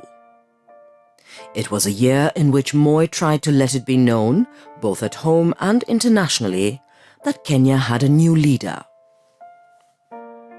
In February, he chaired OAU talks in Nairobi that tried to end the fighting in Uganda between the forces of that country's military leader, General Idi Amin, and Tanzanian troops who had moved into the country to liberate it from Amin's dictatorial regime. As it turned out, the talks did not end the fighting. In April, Idi Amin's 8-year power came to an end when he fled Uganda after his army was defeated by Tanzanian forces in support of Amin's Ugandan opponents. In June, Moi started a 4-day official visit to Britain, during which he was welcomed by Queen Elizabeth. His predecessor, President Jomo Kenyatta, had avoided such trips, preferring to conduct his international relations from Nairobi. But as important as foreign relations were, the year's biggest events had to do with the general election that took place on November 8th, the first since Kenyatta died. The ruling party KANU had made sure that Oginga Odinga and his former Kenya People's Union colleagues were barred from contesting, even though they had technically been readmitted to the ruling party. In that general election, voters threw out nearly half of the members of the previous parliament. Among those who were rejected were some of the leaders who had opposed Moi's succession to the presidency: Kenyatta's brother-in-law and powerful right-hand man Mbiu Koinange, as well as Kihika Kimani, Masinde Muliro, and Taita Arap Towet. But voters also rejected some of Moi's supporters, among them former Mbiri MP Julius Kiano, who went down to the former managing director of Kenya Breweries, Kenneth Matiba. The general election gave Moi a chance to choose a government of his own making. He retained Mwai Kibaki as vice president and Charles Njonjo as attorney general. And he ended up with a large government, 27 cabinet ministers and 50 assistant ministers, making up nearly half of the membership of parliament. More important, Moi brought into the cabinet a number of leaders who owed allegiance only to him. They included Nicholas Biwott, Henry Kosgei, and Jonathan Ngeno from Rift Valley Province, Moses Mudavadi and Elijah Mwangale from Western Province, John Andrew Omanga and John Okwanyo from Nyanza Province, and Daniel Mutinda from Eastern Province. These appointments were meant to balance the power that Moi already feared his Attorney General, Njonjo, and his allies, such as Godfrey Gitahi, Gigi Kariuki, wielded in the political field. As if to leave no stones unturned in his effort to contain Njonjo and his supporters, Moi reached out to former opposition leader Odinga, who believed Njonjo was behind all his political troubles. He appointed Odinga chairman of the Cotton, Lint and Seed Marketing Board, ostensibly as a first step to more substantive appointments. That was the year that Moi also appointed Philip Ndegwa, previously Permanent Secretary for Finance, as Managing Director of the government-owned Kenya Commercial Bank. Ndegwa took over from John Mishuki, who had resigned to go into politics. Ndegwa's move to KCB came at a time when the country's economy was having problems. At the beginning of the year, the government had been forced to impose import restrictions in order to conserve foreign exchange, which was falling. In sports, the year saw Sheka Metha, driving with Mike Doughty, win the Kenya Safari Rally. Metha was participating in his 12th rally.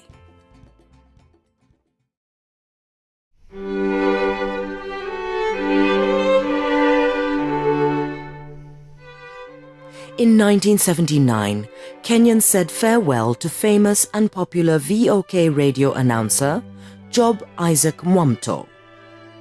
The first son of the late President Peter Muigai Kenyatta, former head of the Kenya National Union of Teachers, Stephen Kioni, former nominated MP Mrs. Jemima Geshaga, African Inland Church leader Bishop Wellington Mulwa, and Lord Delamere, son of the famous pioneering settler politician.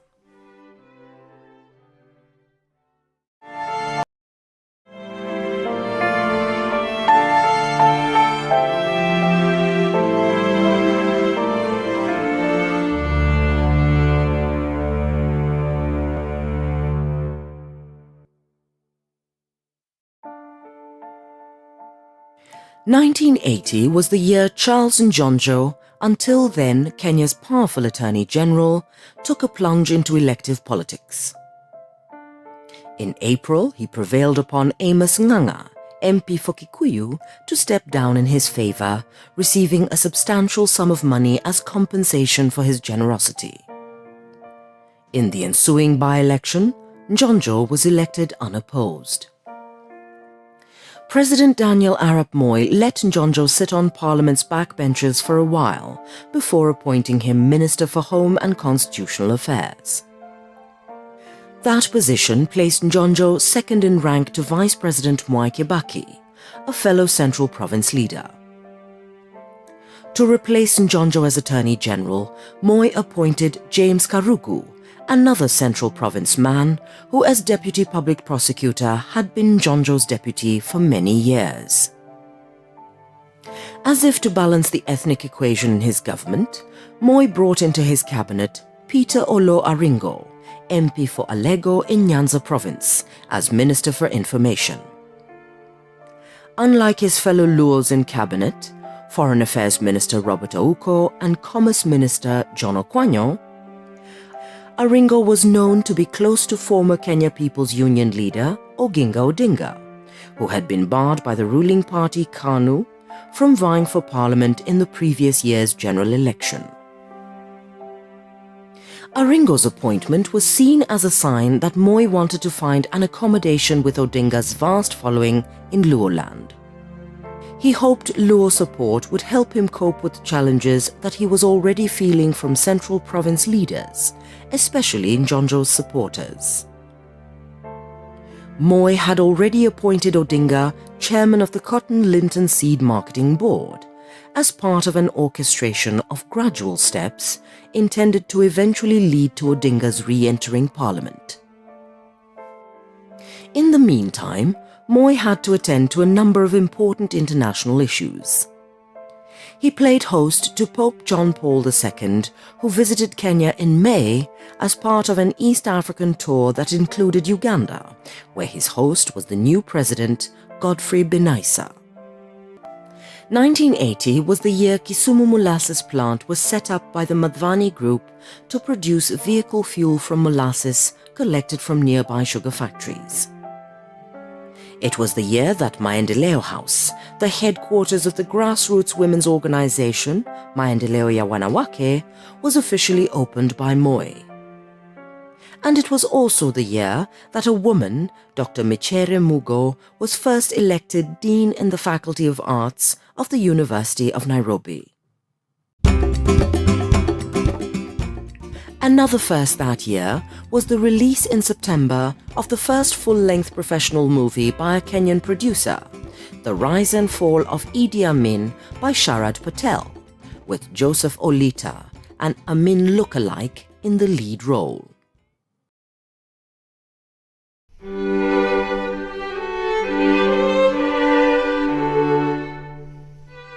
(1980) was a year in which a number of people died from violent causes.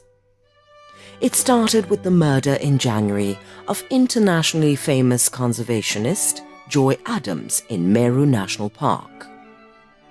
On New Year's Eve, a bomb exploded at the Norfolk Hotel in Nairobi, killing 20 people and injuring more than 80, many of them tourists.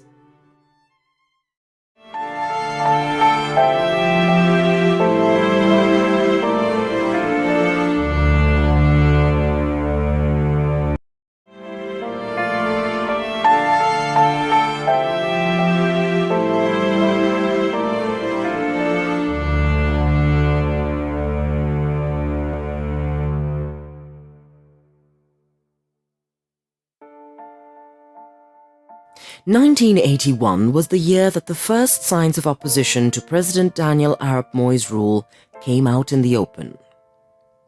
From the beginning, it looked like the opposition was directed at former Attorney General Charles Njonjo, who now occupied the powerful cabinet post of Home and Constitutional Affairs.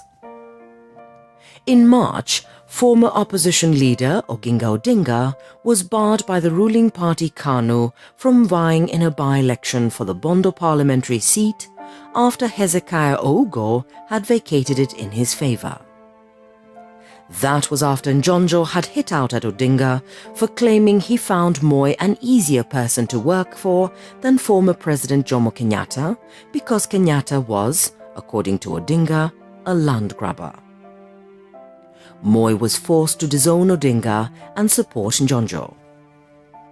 But relations between Moi and Njonjo would begin to get strained when in May, one of Njonjo's cousins, Andrew Muthemba, was arraigned in court in Nairobi on treason charges. Muthemba was eventually acquitted, but the incident had the effect of emboldening some MPs and civic leaders who until then had not dared criticize Njonjo or take radical stands. They thought the Muthemba case had diminished Njonjo's political clout, but they would find out that it hadn't, at least not yet. In April, conservationist and Nairobi University professor Wangari Maathai was sentenced to 6 months in jail on contempt of court charges arising from an article she had written for Viva magazine, calling the country's judges corrupt. She was in custody for a few days and was released only after apologizing and paying a fine. Nyeri MP Waruru Kanja, a Njonjo critic, was the next to feel Njonjo's clout. In June, after he had accused Njonjo of hiding the identity of the murderers of Pio Gama Pinto, Tom Mboya, and J.M. Kariuki, who all died during Njonjo's tenure as Attorney General, he was hauled to court on charges of foreign exchange violations. He was found guilty and sent to jail for 3 years with no option of a fine. Chelagat Mutai, MP for Eldoret North, was next. After her stint in jail, she had reverted to her old combative rhetoric against the government, particularly the judicial system. She was arrested and charged with falsifying her parliamentary car mileage claims. While waiting for trial, she skipped bail and fled to Tanzania, where she was given asylum. But the point had been made.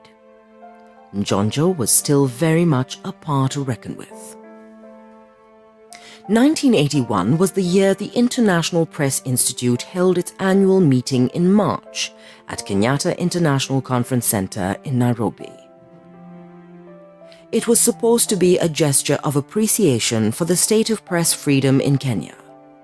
However, a month later, Moi had Nation Editor-in-Chief, Joe Rodriguez, and 2 of his reporters locked up for several days for criticizing KANU for barring Odinga from running for parliament in the Bondo by-election that followed Ougo's resignation. He even threatened to ban the Nation newspaper for what he called its rebellious attitude. The International Press Institute conference would be followed in June by a summit meeting of the Organization of African Unity at the same venue, the first such summit to be held in Kenya. More international attention would come to Kenya that year when archaeologist-anthropologist Richard Leakey brought out his opus magnus, The Making of Mankind. In sports, 1981 saw Kenya's Harambee Stars win the East and Central Africa Senior Challenge Cup in Dar es Salaam, the team's first victory in the competition in 6 years. Sheka Metha, with his co-driver Mike Doughty, won the Safari Rally for the third year running. And in athletics, Henry Rono broke his own 5,000-meter world record in Bergen, Norway, a record that was one of 4 he had held for 3 years.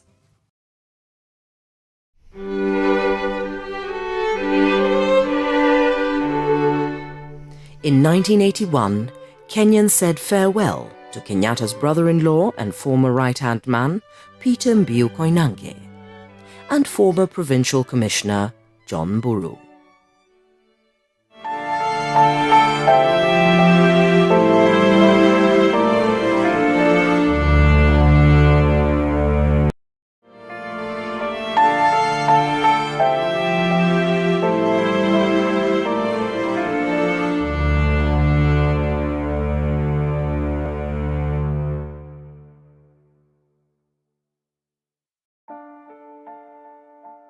"1982 is the year the one-party state was first legalized in Kenya, and it was the year of the failed coup attempt against the government of President Daniel Arap Moi.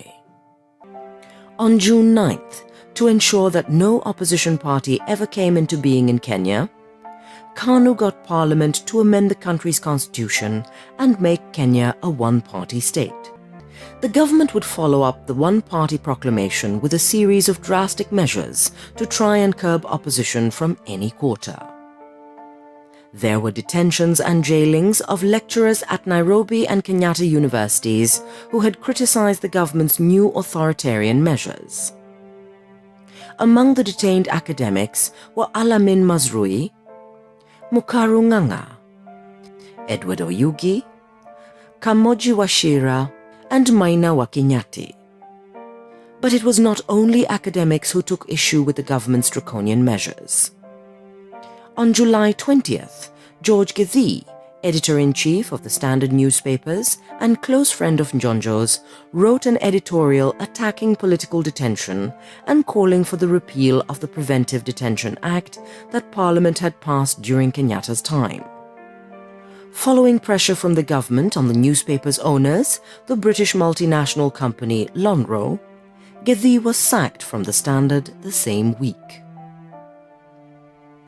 Exactly a week later, at 3:30 a.m. on the night of August 1st, a group of soldiers of a Kenya Air Force squadron based at Embakasi Air Base in Nairobi seized Kenyatta International Airport.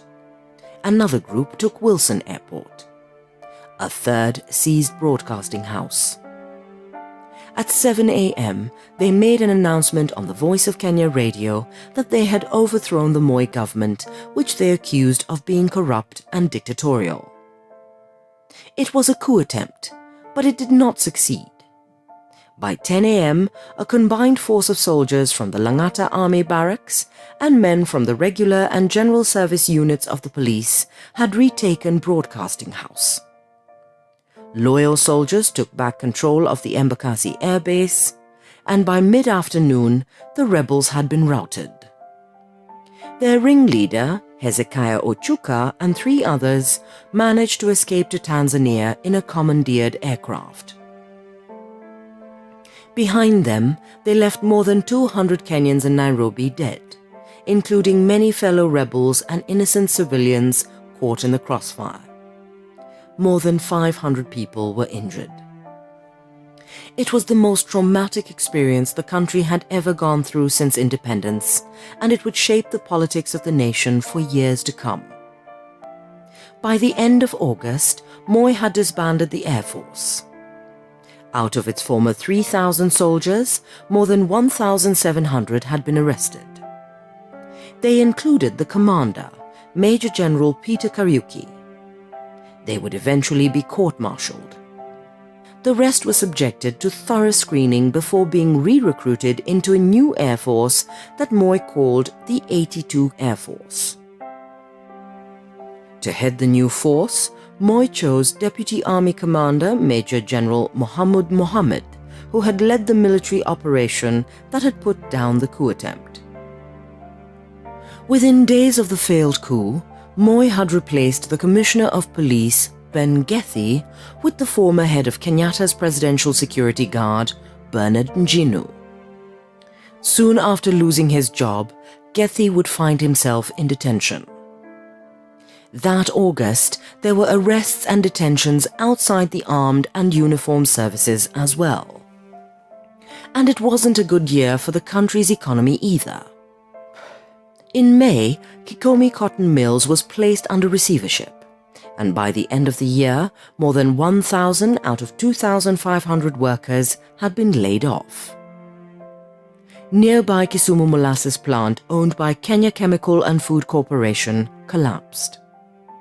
Indeed, the country was in such a dire economic state that in December, it was forced to devalue the Kenya shilling by 15% in order to cope with balance of payment problems.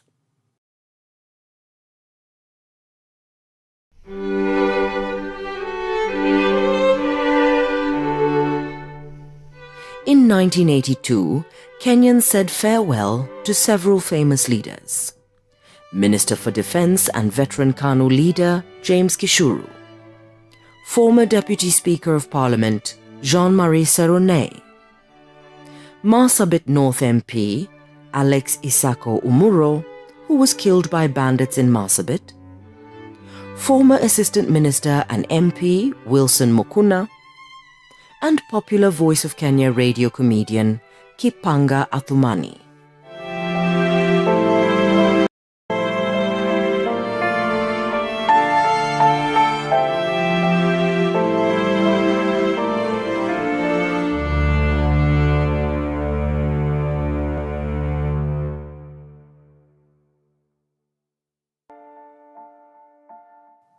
(1983) was the year that Charles Njonjo, Kenya's Minister for Home and Constitutional Affairs and former Attorney General, lost the political power he had wielded since Kenya's independence 20 years earlier. Throughout the latter part of 1982, President Daniel Arap Moi's response to the failed coup attempt against his government had been mainly to find and punish the plotters. But by the end of the year, Moi was starting to chart out a political response to the coup that went beyond the military challenge to his rule. He appointed a new Attorney General, Justice Matthew Guy Mully, to replace Joseph Kamere, a Njonjo man. In January, former Air Force Commander Major General Peter Kariuki was sentenced to 4 years in jail by a military court for his part in the failed coup attempt. What exactly Moi was up to remained baffling, especially in view of the flurry of seemingly unrelated actions that he was taking on so many fronts.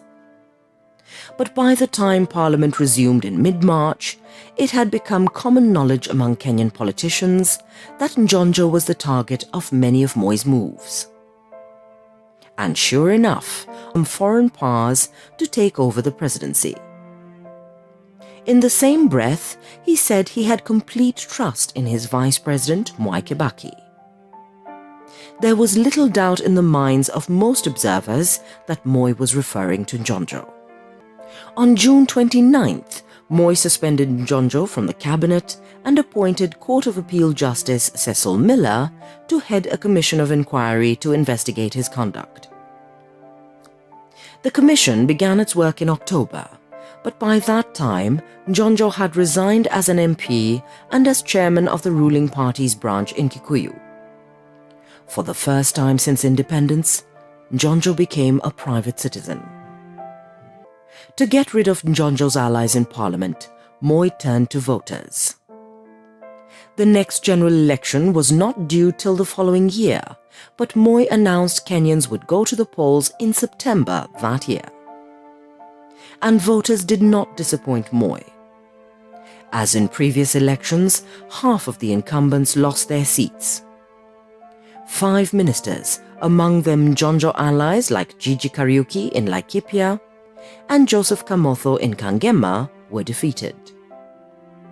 In the new cabinet that he formed after the general election, Moi retained Kibaki as vice president.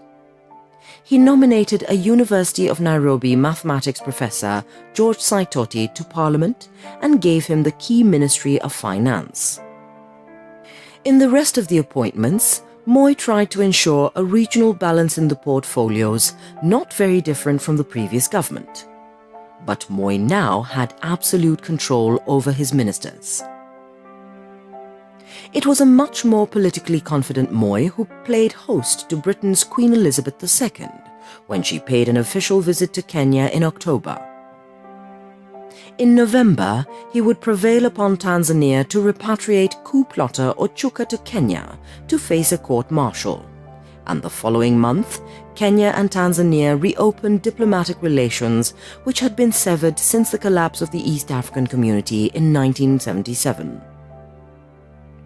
March 1983 saw the dissolution of the City Council of Nairobi by local minister Moses Mudavadi amidst endless political infighting amongst city councillors. In its place, Mudavadi appointed a commission chaired by Patrick Mungola to run the affairs of the city. 1983 was the year in which the ruling party KANU launched two daily newspapers, Kenya Times and Kenya Leo. It was also the year the Kenya National Transport Company, KENATCO, was put under receivership due to unpaid debts owed to the National Bank of Kenya. And it was the year a Congolese woman, Grace Aluma, conned many high-profile Kenyans of millions of shillings by pretending she was a business partner of President Mobutu Sese Seko.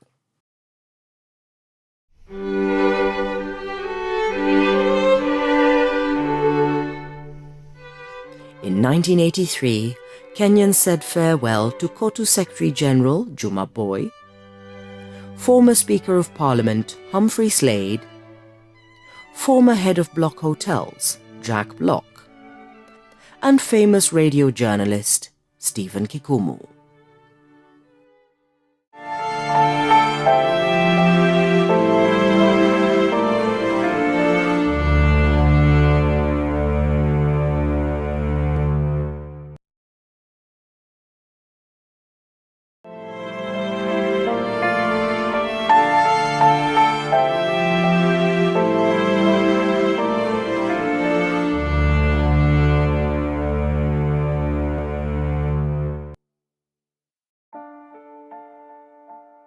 In January 1983, the Judicial Commission of Inquiry that President Daniel Arap Moi had appointed to look into the activities of former Minister for Home and Constitutional Affairs, Charles Njonjo, started in earnest.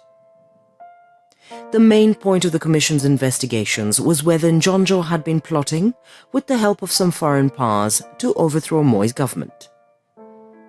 For months, the Commission's hearings would captivate the nation. Witness after witness came forward with claims that Njonjo was indeed a traitor whom foreign powers were grooming to take over from Moi. There were accounts of Njonjo's seemingly mysterious goings and comings through Nairobi airport, his bank accounts, his relations with powerful foreign personalities, including the Saudi businessman and arms dealer Adnan Khashoggi, and James Mankam, the man who tried to overthrow the Seychelles government of Prime Minister Albert Rene. There was even an attempt to bring into the evidence the assassination of Tom Mboya 15 years earlier. But when the inquiry came to an end on August 17th, after more than 100 days of hearings, nothing specific had been adduced to prove that Njonjo had plotted to overthrow Moi's government. No smoking gun had been found. Nonetheless, the Commission, chaired by Justice Cecil Miller, found Njonjo guilty of actions that were not in the best interest of the government. On September 14th, he was expelled from KANU. So were other leaders who were thought to be close to him. Former cabinet ministers Gigi Kariuki, Stanley Oloitiptip, and Joseph Kamotho would be among 15 Njonjo men whom the ruling party expelled. The Njonjo inquiry had served the purpose for which it had been set up, to remove Njonjo from his position of power. Moi now felt unchallenged in his position. He could even afford to be magnanimous. On Jamhuri Day, he pardoned Njonjo and released all detainees, among them former Kitutu East MP George Anyona, former Nakuru North MP Koigiwa Wamwere, and university lecturers Edward Oyugi and Mukaru Nganga. Former Eldoret North MP Chelagat Mutai, who had jumped bail over a charge of incitement and taken refuge in Tanzania in 1981, had been allowed to return home unmolested. In the government structure, Moi continued to make appointments that strengthened his hold on power. In July, when one of Njonjo's close allies, Jeremiah Kireini, retired as chief secretary, Moi replaced him with Simeon Nyachai, the permanent secretary he had depended on in most matters of security and public administration since the failed coup attempt. On the economic and business fronts, 1984 was the year Buruburu Estate in Nairobi, originally launched in 1973, was finally completed by the main financiers, the Commonwealth Development Corporation. But that too was the year former Nairobi Mayor Andrew Ngumba's Rural Urban Credit Finance Limited was placed under receivership after failing to repay a 110 million shilling loan from the National Social Security Fund. And it was the year during which Grace Aluma, the Congolese conwoman, was jailed for 2.5 years after being found guilty of fraud. She had conned several top-ranking Kenyans of millions of shillings by pretending that she was a business partner of Zaire's president, Mobutu Sese Seko. On the international scene, 1984 was the year that President Moi and his Tanzanian and Ugandan counterparts, Julius Nyerere and Milton Obote, signed in Arusha the final accord for the disbursement of the assets and liabilities of the defunct East African community. It was also the year Nairobi hosted the Fourth World Conference on Religion and Peace, which was addressed by, among others, South Africa's Bishop Desmond Tutu. It was the year in which Kenya returned to the Olympic Games after an absence of 8 years due to her boycott of the Montreal and Moscow events. At Los Angeles, Kenya put up her worst Olympic performance. Julius Corrier's gold medal in the 3,000 steeplechase was one of only 2 medals Kenya won at the Games, the other being a bronze by Mike Musyoki in the men's 10,000 meters race.